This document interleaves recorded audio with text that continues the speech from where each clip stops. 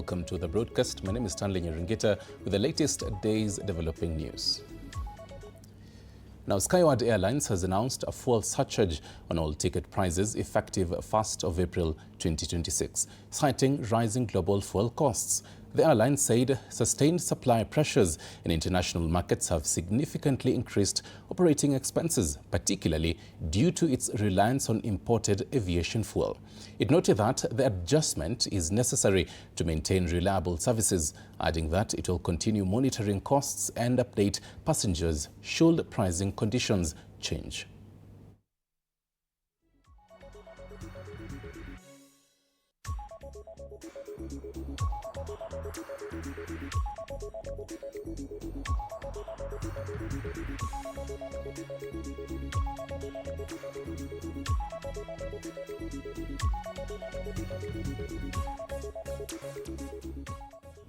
And to matters court, the Anti-Corruption Court has acquitted former National Land Commission Chair Mohamed Abdallah Sozuri and 16 co-accused persons in the 221 million Kenyan shillings Kenya Railways land compensation case. Delivering the ruling, Magistrate Eunice Nyuto said the prosecution failed to prove the charges beyond reasonable doubt. The court found that no evidence of criminal intent, noting that the dispute was largely administrative rather than fraudulent. It also ruled that ownership of the land was not proven to be public and the validity of existing titles was not successfully challenged, ultimately weakening the case against the accused. The important point for present purposes is that the prosecution did not prove any lawful and completed process of impeachment of titles. There was evidence of internal concern. There was evidence of committee review. There was not evidence of judicial cancellation, proper administrative revocation through lawful channels, or cancellation of the survey plans by the Director of Surveys.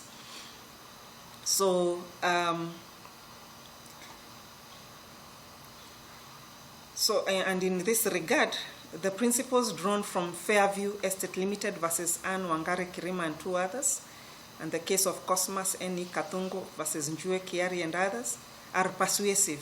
Until authenticated, survey plans are withdrawn or cancelled through lawful procedures.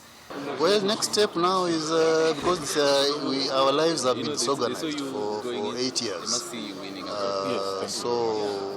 Now is now to sit down and see how we reorganize. It's not an easy thing because many things have been disrupted. There is so much relief, not only in me, but my colleagues, accused persons, and my family, who have gone through this treacherous process for the last 8 years. This is a process that has smashed careers. So many careers of young people have been smashed. Families are broken. People have gotten sick. To other matters, former Deputy President Rigathi Gachagua has joined the youth-led Tuko Kadi initiative in Nyeri County, sparking debate over growing political involvement in the movement. Dressed in Tuko Kadi branded gear, Gachagua joined residents during a voter registration drive aimed at encouraging youth to sign up ahead of the 2027 general election. The initiative, originally started by young people, has recently attracted political leaders seeking to align with its rising popularity. Addressing residents in Nyeri, Gachagua urged young Kenyans to register as voters, expressing confidence in the ability to shape the country's future. This vote that the young people are taking will enable them to actualize what they wanted in June 24 when we had the Gen Z protests. They wanted transparency and accountability. They wanted good governance. They wanted good education. They wanted good health. They wanted a country that is governed by the rule of law. And therefore, they are on the right track, and I want to encourage them wherever they are to register everybody and to challenge each other. And we are also asking parents to help in challenging their children to register. And still on the same, from Nyeri County to Kisumu County now, where hundreds of youth took to the streets urging their peers to register as voters in a push to boost participation in the electoral process. The youth marched across parts of the city, carrying placards and mobilizing fellow young people to register as voters. However, they raised concerns over challenges at the registration centres, accusing the electoral body and the Electoral Commission of slowing down the process. They cited cases of understaffing at centres such as Huduma, leading to long queues and missed opportunities for many. Vile mnajua, in this coming election, sisi kama mavijana, we want to be involved fully, and that is why we are mobilizing, we are strategizing, and the first step is by us registering as voter. Right now, I am disappointed that only one kit is working, and I am worried that by the close of business today, some people will not be registered. But we are asking our fellow youths, si mmekuja kuchukua kadi? Yes. We will be patient. The mobilization behind this event had a target, this registration drive of 1,000 youth. We have seen very clearly more than 2,000 youth saying they will come to register. This government, this regime, which collects trillions in taxes every year, and IBC, which is allocated billions, can only afford to hire one clerk for Kisumu City. Leadership today, and we want to condemn in the strongest terms, the leadership that we have today, right from the top to the bottom, there are people who use youths for purposes of violence. They give youth tokens and then they turn them into hooligans. They take advantage of youths who have no money or who are in their need. To something that directly affects you, the government has concluded nationwide public participation on the proposed ratification of International Labour Organization conventions on domestic workers and workplace violence and harassment, with a final consultative forum held in Nairobi today. Labour Principal Secretary Shedrack Modime, working with stakeholders including the Centre for Domestic Training and Development, emphasized the importance of an inclusive process. Leaders at the forum call for actionable evidence-based recommendations to guide effective implementation of the conventions.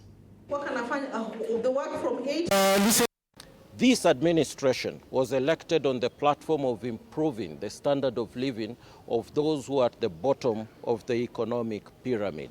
And I think we've done fairly well in terms of the ratification process for Convention 189 and 190. We don't want domestic workers to be harassed at all in any way, to work in a conducive environment. Now we hope that with the ratification of the conventions, this is going to be a thing of the past.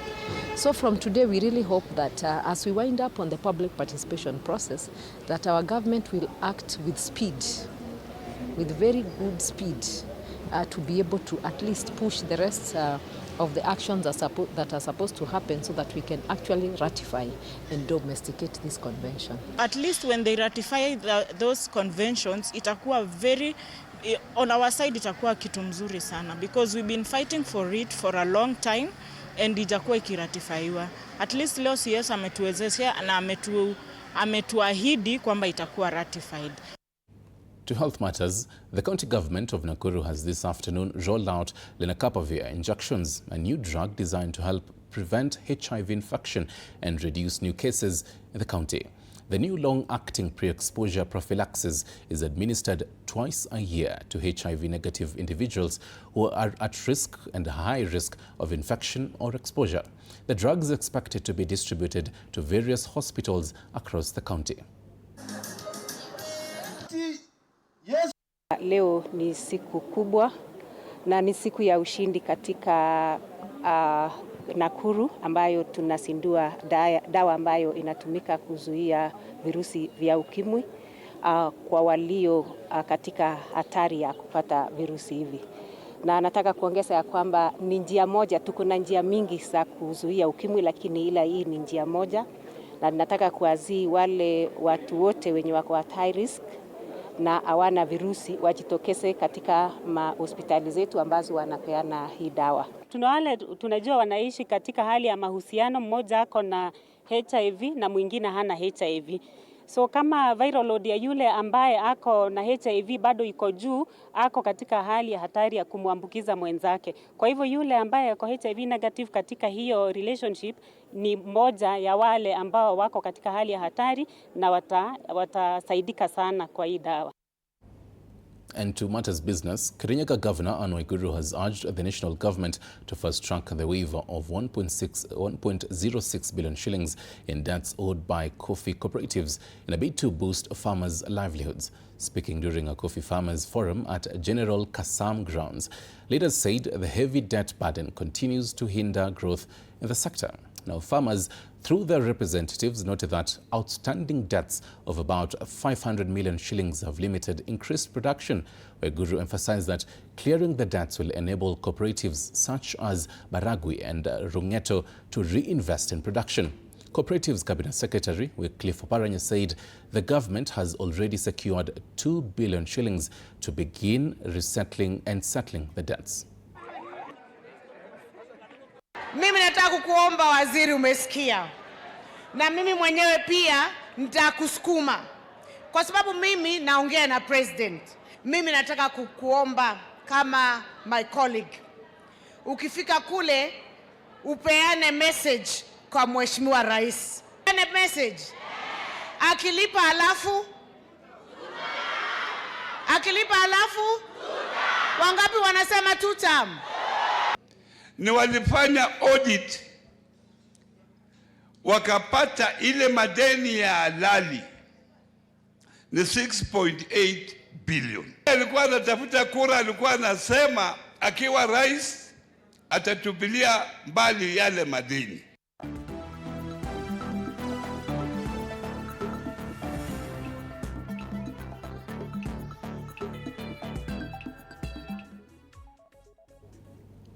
To sports news now. The 2026 Motorsport Excellence Awards will be held this Saturday at the Windsor Golf Hotel and Country Club in Kiambu County, organized by the 254 Motorsport Club in partnership with Motorsports Kenya. The event will reward Kenya's finest drivers, riders and racing trailblazers. The second edition will also recognize the efforts of rising drivers, riders and behind-the-scenes innovators. The main objective of the annual event is to build the next generation of champions and create a sustainable future for the sport. Now, the inaugural edition is in 2025 attracted over 700 attendees. We are really looking forward to the event. We are going to be recognizing all the 2025 winners in the various categories. We have autocross, we have rally raid, we have the tarmac, we have karting, we have RX. These are all going to be, all the winners of those various categories will be recognized. One of our main focus for the Motorsports Excellence Awards is the youth. We are going to be feting them and we will be recognizing them as they are the future of motorsports in Kenya. And to the football fields now. The men's FIFA Series tournament match between Harambee Stars and Estonia will be aired live on TV47 right here this Friday. The national football team is in Kigali, Rwanda, where they will face the Northern European nation from 6 p.m. Kenyan time at Amahoro Stadium. A win for Kenya will set up a final clash with either hosts Rwanda or Caribbean nation Grenada on Monday, the 30th of March. Head coach Benny McCarthy is using the tournament to prepare for the 2027 Africa Cup of Nations, which will be co-hosted by Kenya, Uganda and Tanzania.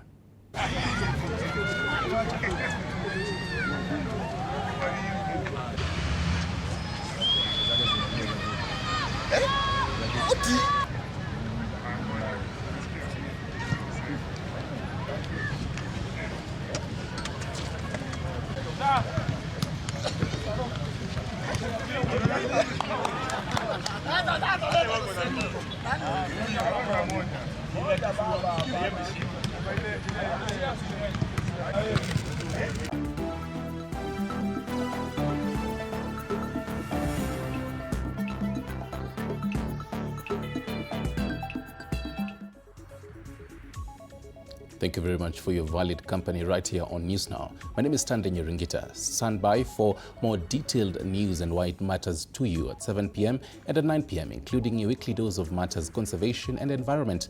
That is Green Fix. Goodbye for now.